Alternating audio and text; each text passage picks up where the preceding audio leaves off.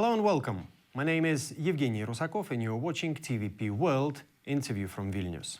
2024 was really tough for Ukrainian President Volodymyr Zelenskyy. So as 2023, 2022 or any other year of his presidency. Despite all that, he remains strong and shows a perfect example to the rest of the world. To discuss Volodymyr Zelenskyy and previous year in Ukraine from a political perspective, we are joined today by the political scientist at Mykolas Romeris University, Alvydas Medalinskas. Alvydas, glad to see you with us here today again. Thank you. It's a pleasure. Happy New Year to you, by the way. Happy New Year to everybody. Alvydas, so this latest interview with Lex Friedman, with President of Ukraine, Volodymyr Zelenskyy. First of all, how did you like the interview in general? Well, I think that's really a very significant event of the year, which started only a few days, 1 week ago. I would say that President Zelensky showed himself very well, quite strong. He showed some assurance. He even cursed a couple of times. Yes, that he knows what he would like to achieve. And that's really happened when, just remember the last year, when unfortunately, I said that unfortunately, when it was like a wave of writing off President Zelensky. And that's interesting how it started. It was in the mass media and some very popular mass media as well. And so on, just not talking about what kind of tough position he was for the last several years. Now he had possibility to tell almost about everything, what he wanted to say. And which he did. What he wanted to say both, and probably first of all, not for the people of Russia. To my understanding, it was also interview for the American public, American citizens in general.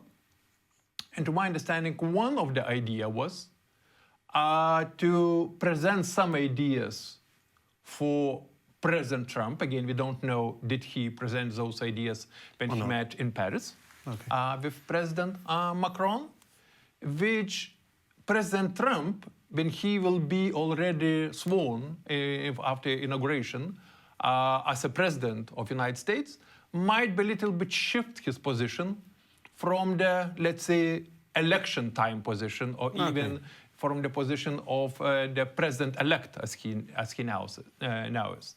It was also a message for the people in Ukraine, that you see, I'm still strong, I am with you. It was a very human interview. Yes, it was indeed. And it was also the sign for the European partners. He said, yes, I would like very much wish you to see on the board, but just look what happened with the Minsk agreement. That's right. What's happened with the Budapest agreement. That's right. So please not repeat the same mistake. And maybe if you feel sorry, maybe you also could behave a little bit different than you behaved during the Minsk agreement time or Budapest agreement time. Okay, talking about Donald Trump. So Zelensky said loads of nice things about, the upcoming, the new US President Donald Trump. But there are some, let's say, some experts say that Donald Trump doesn't really care about Ukraine. What's your take on this? And who about Ukrainians themselves care about Ukraine, and what would make Trump care more about Ukraine? Nobody of us knows really exactly how much important Ukraine for the President Trump is personally. That's right. But we all know that for him as for the president-elect, but also for him as a president, the issue of making a peace in Ukraine might be a very much important for his personal political biography. And it's not only looking to the international politics of view, but also on domestic politics of view, that he achieved something what President Biden with his administration could not do. To my understanding, what was really, let's say, important is that the President Zelensky, probably for the first time, outlined the position, look, if you will achieve the peace, it's only one step in your political biography. It will be more important will such peace would be sustained in the future. Exactly, yes. He marked Please that a think couple of about times. this, what could happen when your term in the present office will end up, because if you'll make the short peace like it was with the Minsk agreement, unfortunately nobody will remember this your achievement, because with the President Putin you cannot talk about ceasefire, and by the way the word ceasefire was very many times it mentioned. was very often there. Yeah. So when you see security guarantees are probably the most important questions. And President Zelensky did not talk so much about territorial issues, but he was talking quite a lot about security guarantees. And he said, look, those security guarantees have to be quite different from the Budapest agreement and quite different from the Minsk agreement, all those discussions. So then there are not so many choices. I mean, NATO membership, okay. I mean, if not at the beginning, partial membership. then security guarantees from the United States. And if security guarantees from the United States would come, of course, just not forget about also European partners, but if security guarantees of the United States would come, it would be really also strong changing of security atmosphere around. As the President Zelensky said, look, for some, if the NATO word, it looks like something like this, when for him it's the most important real security guarantees. During this interview, Zelensky mentioned Lukashenko, and he told the story that just a couple of days after the 24th of February, they had a phone conversation where Lukashenko blamed Vladimir Putin for everything. He said that those are just missiles. You can take my oil factory or something. You can bomb it, something like that. So. Why did Zelensky reveal this story about Lukashenko at this specific moment? To my understanding, it was simply a signal to Lukashenko by saying, look, even if Putin will go farther with these military forces, please stay away, because it's quite possible that Ukraine will make a deal with President Zelensky, will make a deal with President Trump. And when those deals might go against wishes of the President Putin to continue the war, and when what is the situation for the Lukashenko, what's the situation for Belarus? So wherefore, just please stay a little bit outside of all this process, because, as President Zelensky said, you remember, what you said to us. It's not a secret. You spend loads of time in Ukraine.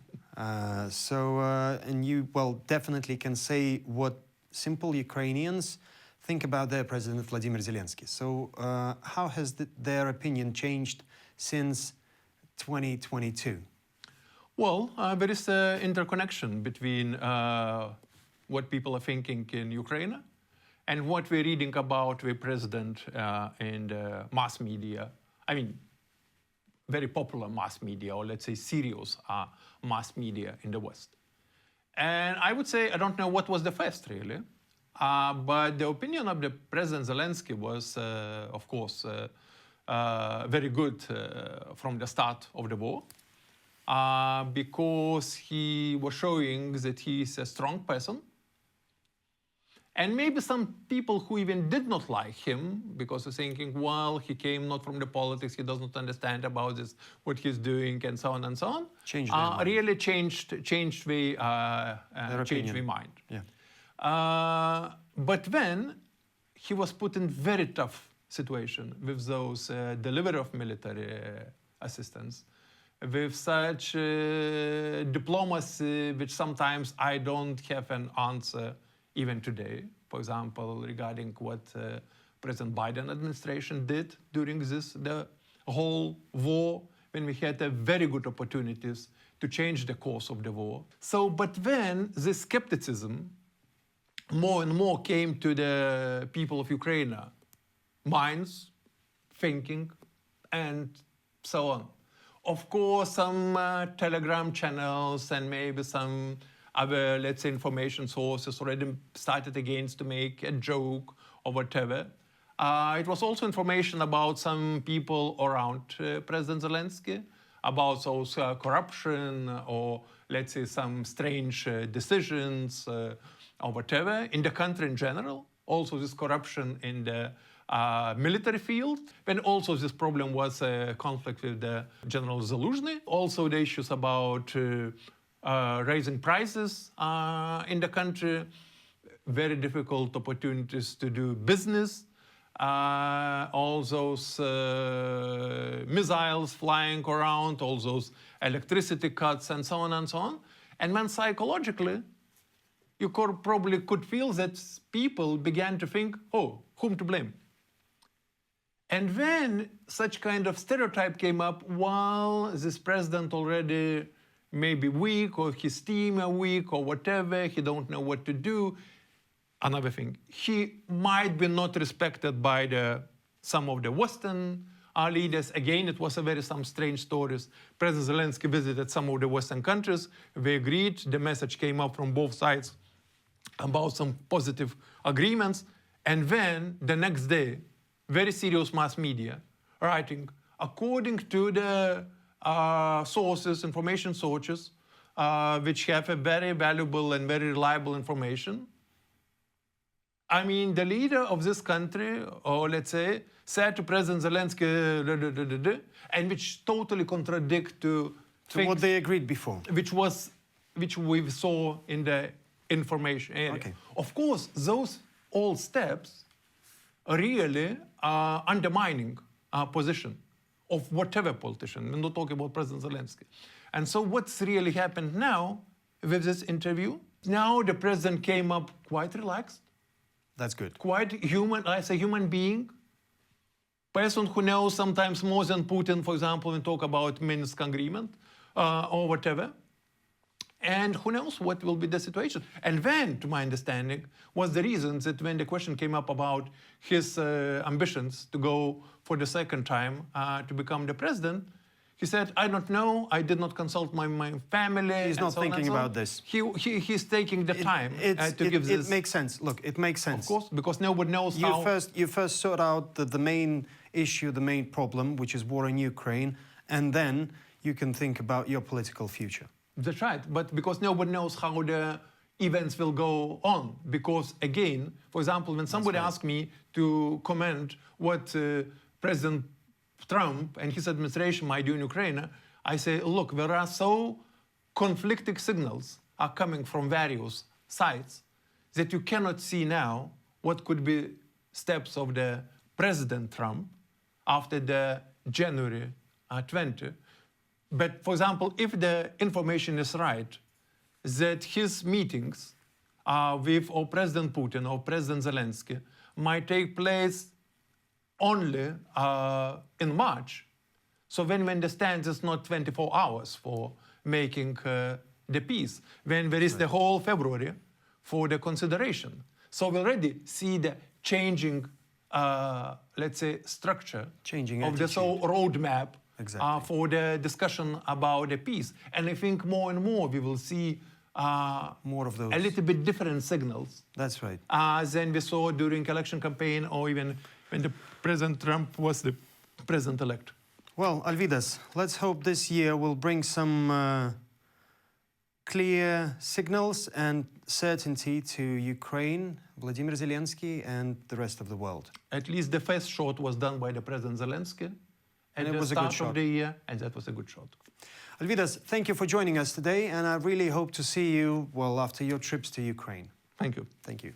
And I would like to remind our viewers that our guest for today was a political scientist at Mykolas Romeris University, Alvydas Medalinskas. You're watching TVP World. Stay with us.